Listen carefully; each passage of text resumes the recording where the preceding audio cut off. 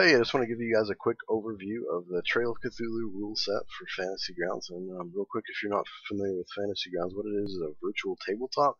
So it gives you the ability to play tabletop RPGs online. So you've got dice and the ability to share images and text and character sheets and all kinds of tools and stuff for that. Fantasy Grounds has a really rich feature set and a ton of things that it can do. We could say a lot about it, but what I really wanted to show you guys in this video is the Trail of Cthulhu rule set, what's unique to it and how it works. So let's look at that. Most of that's going to be on the character sheet, so let's take a look here as a character.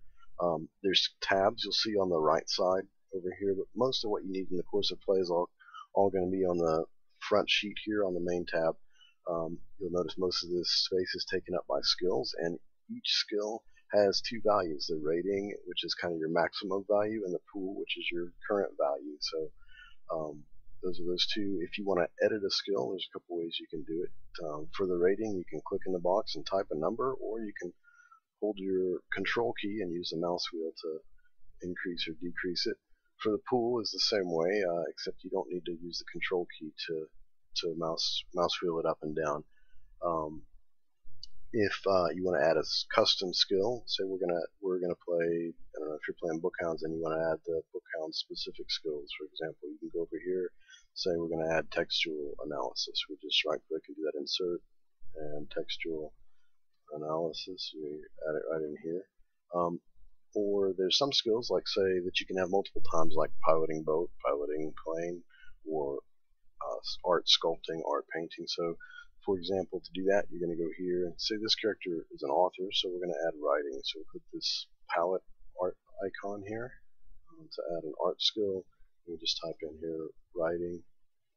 And for writer, we figure writing is probably going to be an occupational skill, right? So we'll right click here and click this briefcase to set that as an occupational skill. We also could just control click the skill name if we wanted to. What that does is occupational skills are cost half as many build points as other skills, so that affects how these build point totals are calculated here. Another thing we want to do when setting up a new character is set up the credit rating. So for an author, the low end of the credit rating bracket is 1, so you get that much for free. So normally by default it's charging us for that skill. It's counting it toward our build point total here. So to fix that, you set it to the low end of the credit rating bracket. Right click here and choose set base to set the base credit rating, and you get that much without it counting toward you. So say you're in a game and you want to make a spend. So to do that, you just, for an investigative spend, you just decrease the pool value and you're good to go. If you're doing something with a roll attached, like say you're making an attack and you want to spend 1 point from your weapons pool. So to do that, you hold down the Alt key and single click your pool value here. It takes away 1 from the pool and it adds it to your modifier here in the bottom left. Then double click on this pool value to make a roll. You'll see it applies the modifier and gives us the total here. Alternately, you can just click on this pool value and drag. It'll give you a die here that you can throw in the chat box, or you could drop it in the dice tower if your GM wants you to make a secret roll. So that's how to use the skills. There's also a combat tracker, which is a common feature for Fantasy Grounds rule sets. What's a little bit different about this one is because Trail of Cthulhu is really not a tactically focused game. It's not all about grid squares and ranges and all that.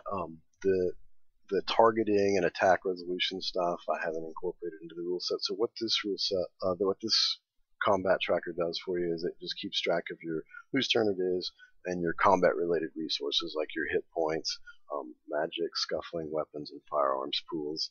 So it's just kind of a trimmed down version of the combat tracker. There's also a party sheet that is kind of similar to your Keeper's investigator grid. So you can drag in characters right here like this, and what it'll show you is the pool values for all of the skills, and you kind of see everybody in one place. You can drag this out wider if you have more players in your game.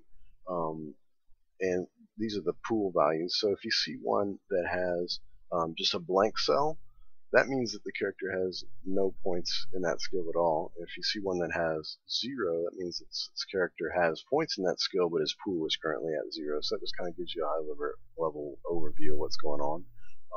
And that's that's just kind of the long and short of it. So to get this rule set, it's a free add-on for Fantasy Grounds. You can download it from the Fantasy Grounds website in the Armory forum. And if you have feedback, if you find bugs or have comments about it, my username there is CSCase, and you can send me a PM. So go there and get it, check it out, and tell me what you think. Thanks.